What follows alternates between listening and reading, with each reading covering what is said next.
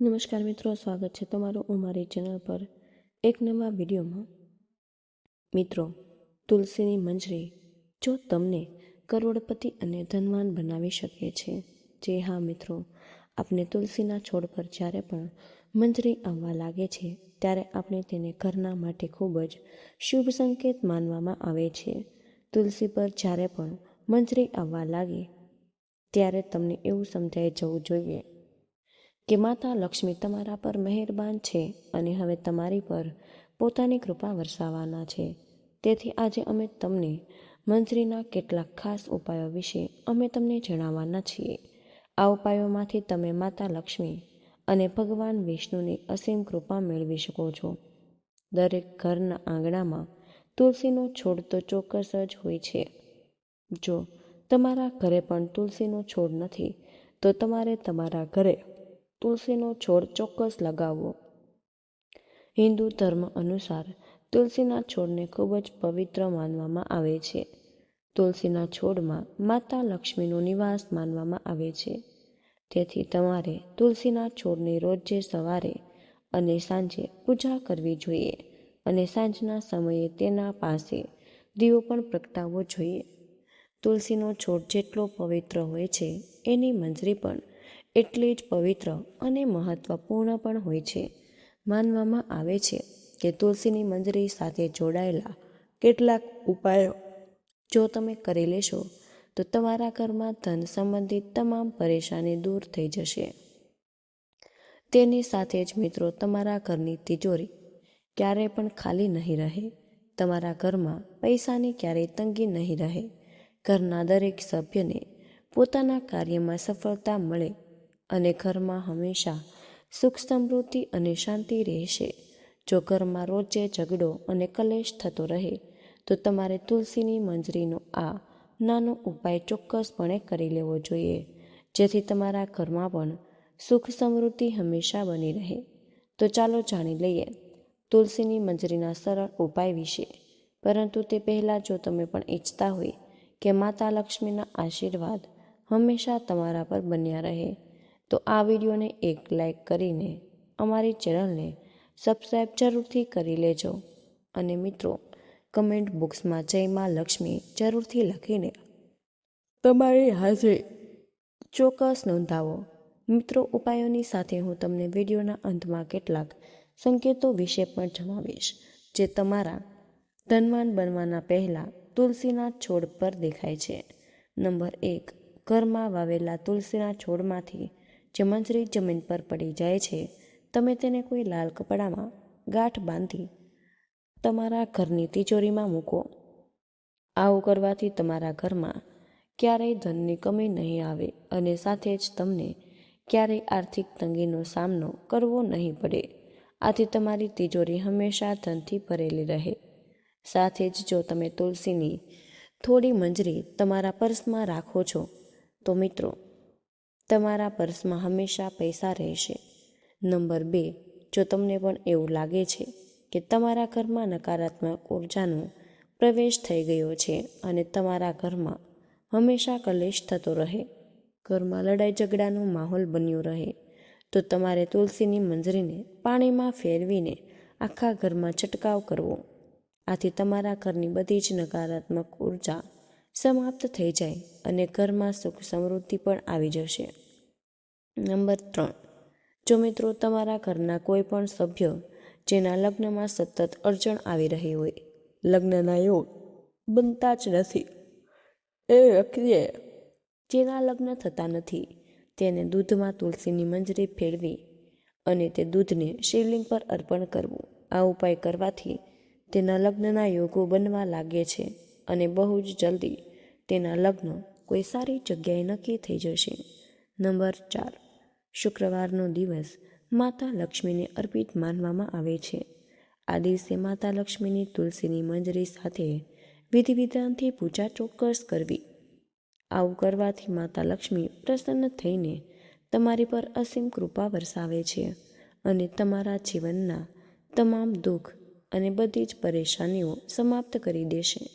Number 5, તુલસીના પાંદડા જેટલા ફળદાયી હોય એટલી જ તુલસીની મંજરી પણ ખૂબ જ ફળદાયી હોય છે. તુલસીની મંજરીથી ઉપાયથી માતા લક્ષ્મીની કૃપા હંમેશા તમારી ઉપર બની રહે છે. મહાદેવને તુલસી અર્પણ કરવી નિષેધ માનવામાં આવે છે, પણ તેની મંજરી મહાદેવને ચડાવવાથી તમારા જીવનમાં ચાલી રહેલી તમામ આર્થિક સમસ્યાઓ સમાપ્ત થઈ જશે. શિવને તુલસીની મંજરી ચડાવવાથી તમને ધનલાભ થાય છે. નંબર 6. પુરાણો મુજબ ભગવાન વિષ્ણુને તુલસી ખૂબ જ પ્રિય છે. ભગવાન વિષ્ણુને મંજરી અર્પણ કરવાથી મોક્ષ પ્રાપ્ત થાય અને વ્યક્તિને જન્મ જન્માંતરના પાપોથી મુક્તિ મળી જાય છે. તેથી તમારે તમારા પૂજા ઘરમાં ભગવાન વિષ્ણુની આરાધના કરીને તેમને મંજરી પણ જરૂરથી અર્પણ કરી લેવી જોઈએ. નંબર 7. મિત્રો, જો તમારા ઘરમાં પણ પૈસા અટકતા નથી, પૈસા આવે છે પણ કોઈને કોઈ કારણસર ખર્ચાઈ જાય છે અને તમે આ ખર્ચાઓથી ખૂબ જ પરેશાન છો, તો મિત્રો તમારે ગંગાજળમાં તુલસીની મંજરી ભેળવીને તે જળનો આખા ઘરમાં છંટકાવ કરવો જોઈએ. મિત્રો, તમે ધ્યાનમાં રાખો કે મંજરીના દાણા કોઈની પગ નીચે ન આવે અને આ ઉપાયથી તમારા ઘરની નકારાત્મક ઉર્જા અને દરિદ્રતા દૂર થઈ જશે. નંબર 8. ઘરની ઉત્તર પૂર્વ દિશાને ઈશાન ખૂણો પણ કહેવાય છે. ઈશાન ખૂણો આપણા ઘરની સૌથી પવિત્ર દિશા હોય છે અને આ આપણા ઘરના માટે ખૂબ જ શુભ માનવામાં આવે છે. આ દિશામાં દેવી દેવતાઓનો નિવાસ હોય છે. આવા સમયમાં જો તમે ઘરની આ દિશામાં એક કુંડામાં તુલસી વાવી રાખો છો, તો મિત્રો તેનાથી ઘરમાં ધનની આવક થશે અને તમારા સફળતાના માર્ગો ખુલશે. નંબર 9. ઘણા લોકો પોતાના ઘરની બાલ્કનીમાં ઘણા છોડ ઉગાવતા હોય અને આવા સમયમાં જો તમે છોડ રાખવાની સાચી દિશાનું ધ્યાન રાખો છો અને તેને ખાસ રીતે રાખો છો, તો મિત્રો તમને ખાસ લાભ મળી શકે છે. વાસ્તુશાસ્ત્ર અનુસાર બાલ્કનીમાં છોડને ખાસ કરીને મંજરીવાળી તુલસીને ઉત્તર પૂર્વ દિશામાં જ રાખવી જોઈએ. આથી વ્યક્તિને આર્થિક સમસ્યાઓમાંથી છુટકારો મળી શકે છે. નંબર 10. પૂજા કરીને સૌથી પવિત્ર સ્થાન માનવામાં આવે છે. આ જગ્યાએ તુલસીની મંજરી રાખવાથી ઘરમાં સુખ સમૃદ્ધિ હંમેશા રહે છે. આ સ્થાન તમારા ઘરમાં સકારાત્મક ઉર્જાથી ભરેલું રહે છે. તુલસીની મંજરીને આ જગ્યાએ રાખવાથી સકારાત્મક ઉર્જાનો પ્રભાવ વધુ હોતી હોય, જેના લીધે તમારા ઘરમાં હંમેશા સકારાત્મકતા બનેલી રહે છે. નંબર 11. વાસ્તુશાસ્ત્ર મુજબ ઘરની ઉત્તર પૂર્વ દિશાને પોતાની તરફ આકર્ષિત કરે છે. આ દિશા તમારા ઘર માટે ખૂબ જ શુભ મનાય છે. ઉત્તર પૂર્વ દિશા ધનના દેવતા કુબેરદેવ સાથે જોડાયેલી છે. આ દિશામાં એક વાસણમાં તુલસીની મંજરી રાખવાથી તમારા ઘરમાં ધનની આવક થાય છે. નંબર 12. તુલસીમાં મંજરી આવે ત્યારે તમે એને કાપીને ફેંકી ન દો. આવું કરવાથી તમે આર્થિક સંકટમાં પડી શકો, ઘરમાં નકારાત્મક ઉર્જા વધી શકે. આમ તો તુલસીની મંજરીથી નકારાત્મક ઉર્જા સમાપ્ત થઈ જાય છે, પણ તેના માટે તમારે કોઈ પણ શુભ દિવસે ગંગાજળમાં મંજરી ભેળવીને તમારા ઘરમાં રાખવી પડે અને અઠવાડિયામાં 2 દિવસ તમારે તેના ઘરમાં છંટકાવ કરવો. આવું કરવાથી તમારા ઘરમાંથી નકારાત્મક ઉર્જા સમાપ્ત થઈ જાય છે. નંબર 13. ગુરુવારનો દિવસ ભગવાન વિષ્ણુને સમર્પિત હોય. ભગવાન વિષ્ણુને તુલસી ખૂબ જ પ્રિય છે અને દરેક ગુરુવારે શ્રીહરિના ચરણ પાદુકા પાસે તમારે તુલસીની મંજરી અર્પણ કરવી.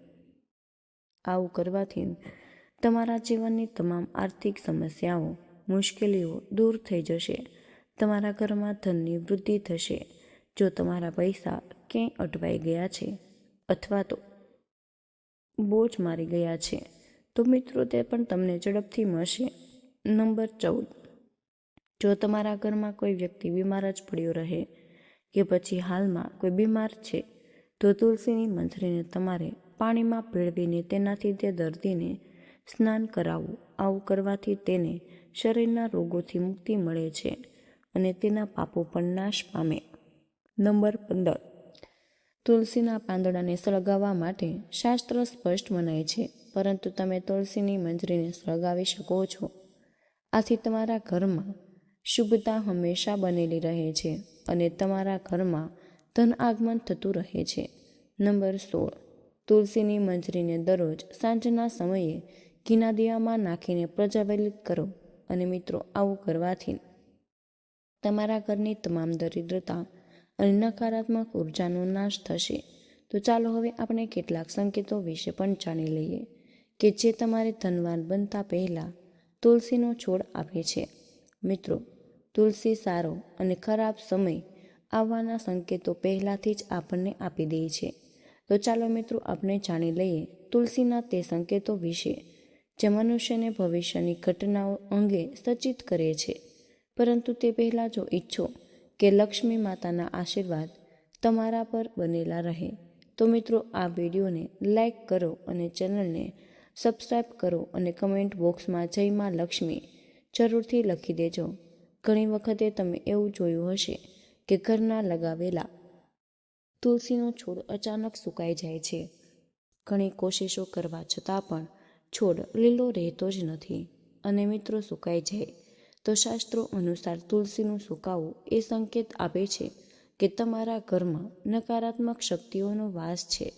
તેમજ કોઈ મોટા સંકટ આવવાનું સંકેત પણ હોઈ શકે જે તમારા પરિવાર ઉપર અસર કરી શકે છે. એટલું જ નહીં, તુલસીનો છોડ સુકાવો એ પણ સંકેત આપે છે કે તમારા ઘરમાં જલ્દી જ ધનહાનિ થઈ શકે છે. તેથી તુલસીના છોડને ક્યારેય સુકાવા દેવો જોઈએ જ નહીં. જો તુલસીના લીલા પાંદડા અચાનક તૂટીને પડી જાય તો તેને અશુભ માનવામાં આવે છે. પીળા પાંદડા પડવું સ્વાભાવિક છે, પરંતુ જો લીલા એવા પાંદડા પડવા લાગે તો તે ઘરમાં કંકાસ, વિવાદ અને દરિદ્રતા જેવી મુશ્કેલીઓ આવવાની ચેતવણી આપે છે. સાથે જ પરિવારના સભ્યો વચ્ચે મતભેદ વધી શકે. જો તમને આ પ્રકારના સંકેતો મળે તો આ મુશ્કેલીથી છુટકારો મેળવવા માટે સાંજે તુલસીના છોડ નજીક ઘીનો દીવો પ્રગટાવવો જોઈએ. જ્યારે તુલસીના નજીક નાના નાના લીલા છોડ ઉગવા લાગે છે તો તેને શુભ સંકેત માનવામાં આવે છે. આ સંકેત દર્શાવે છે કે જલ્દી જ તમારા ઘરમાં સુખ સમૃદ્ધિ આવશે, તમારા વ્યવસાયમાં ઉન્નતિ થશે. એટલું જ નહીં, આ એ પણ સંકેત આપે છે કે તમારા ઘરમાં જલ્દી જ મા લક્ષ્મીનો વાસ થશે, ધનલાભ થશે. તમે ઘણીવાર એવું જોયું હશે કે તુલસીના છોડ પાસે કીડીઓ ભેગી થાય છે અને તમે કાળજી રાખવા છતાં પણ તુલસીના પાસે કીડીઓ અને મકોડાઓ જોવા નાના એવું ઘર બનાવી લે છે. પણ શકુન શાસ્ત્ર અનુસાર તેને અશુભ માનવામાં આવે છે. આ સંકેત આપે છે કે કોઈ પણ અજાણ્યો વ્યક્તિ તમારા માટે મુશ્કેલી લાવી શકે અથવા કોઈ પણ અજાણ્યા વ્યક્તિના કારણે તમને આર્થિક નુકસાન પણ થઈ શકે છે. જ્યારે તુલસીના છોડ પર સુંદર પક્ષીઓ કે કોયલ આવીને બેસે અને છોડ વધુ લીલો અને હર્યો ભર્યો દેખાય તો તમારે તેને અતિશય શુભ સંકેત માનવામાં આવે છે. આ સંકેત પરથી એવું અનુમાન લગાવવામાં આવે છે કે તમને જલ્દી જ લાભ થવાના છે અને તમારી મનોકામનાઓ પૂરી થવાની છે. તુલસીના છોડ પર પક્ષીઓનું બેસવું ધન લાભના સંકેતો પણ માનવામાં આવે છે અને ઘણીવાર જોવા મળે છે કે લોકો જેટલી વખત તુલસીના છોડ લગાવે છે પરંતુ તે વારંવાર સુકાઈ જાય.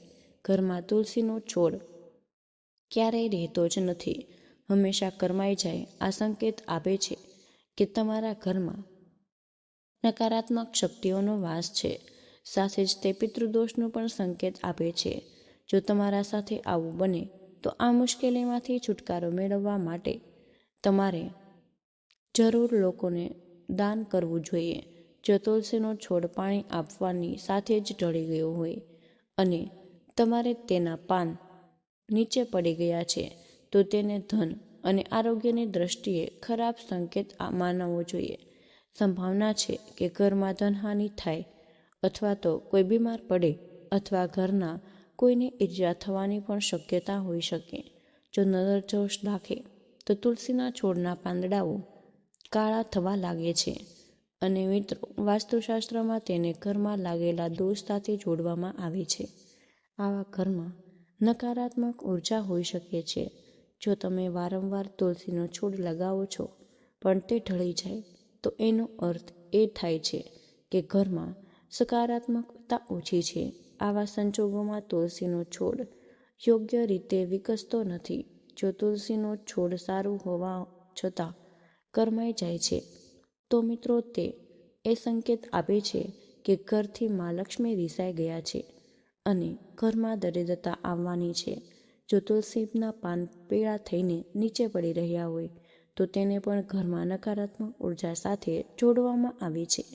તેને દૂર કરવા માટે ઘરમાં પૂજા કરવી, સાફ સફાઈ રાખવી, પરિવારના સભ્યોમાં સુધાર લાવવો એ વાસ્તુશાસ્ત્ર અનુસાર ઘરમાં લગાવેલો તુલસીનો છોડ અચાનક સુકાઈ જવો હોય તો એ સંકેત આપી જાય કે ઘરમાં સંકટ આવવાનું છે. સુકાઈ ગયેલા તુલસીનો છોડ દુઃખ અને પીડાને દર્શાવે છે.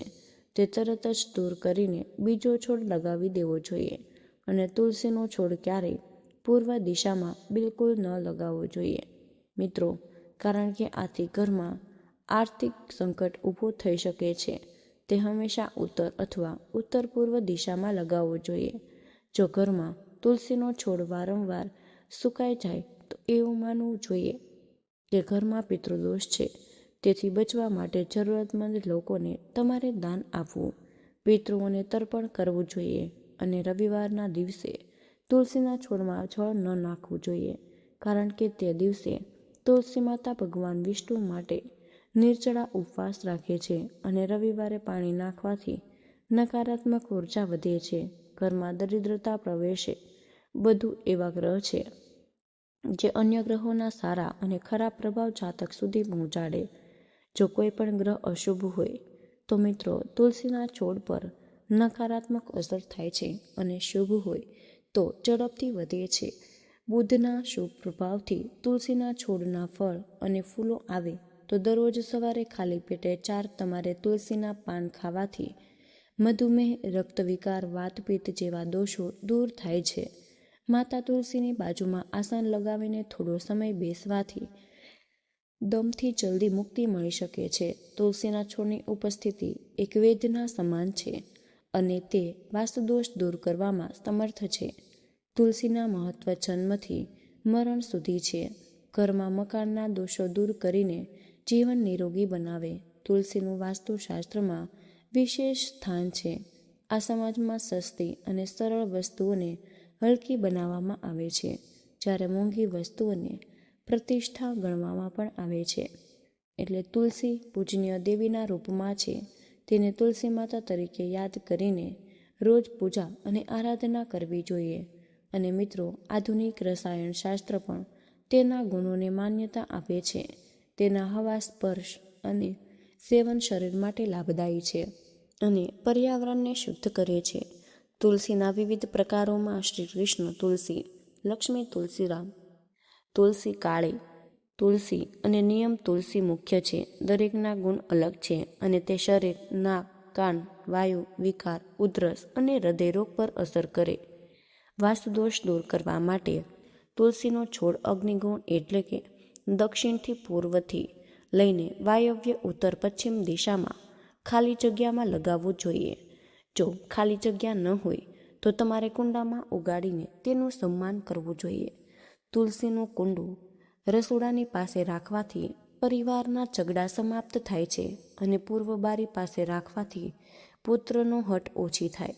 જો સંતાન ખોટા માર્ગે જતું હોય તો પૂર્વ દિશામાં તમારે તુલસીનો છોડ રાખવો લાભદાયી છે. તુલસીના 3 પાન સંતાનને ખવડાવવાથી તે અનુશાસિત વર્તન કરે છે.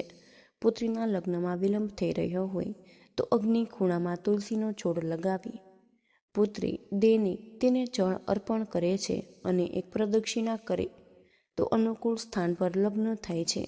વ્યવસાય સારી રીતે ન ચાલે તો દક્ષિણ પશ્ચિમ દિશામાં રાખેલા તુલસીના છોડને દર શુક્રવારે કાચું દૂધ અર્પણ કરવું. સાથે જ મીઠાઈનો ભોગ લગાવવો જોઈએ. સુહાગન સ્ત્રીને મીઠી વસ્તુનું દાન જરૂરથી કરી લેવું જોઈએ, જેથી વ્યવસાયમાં સફળતા પ્રાપ્ત થાય છે. તો મિત્રો, આજનો આ ખાસ વિડીયો અહીં પૂર્ણ કરી રહ્યા છીએ. આજની આ માહિતી પસંદ આવી હોય તો વિડીયોને લાઈક અને તમારા મિત્રો સાથે શેર જરૂરથી કરજો. જો ચેનલ પર પહેલીવાર આવ્યા હોય તો મિત્રો અમારી ચેનલને સબસ્ક્રાઈબ કરવાનું તમે બિલકુલ ભૂલશો નહીં. કમેન્ટમાં જય માં લક્ષ્મી જરૂરથી લખી દેજો. જય શ્રી કૃષ્ણ. રાધે રાધે. ધન્યવાદ.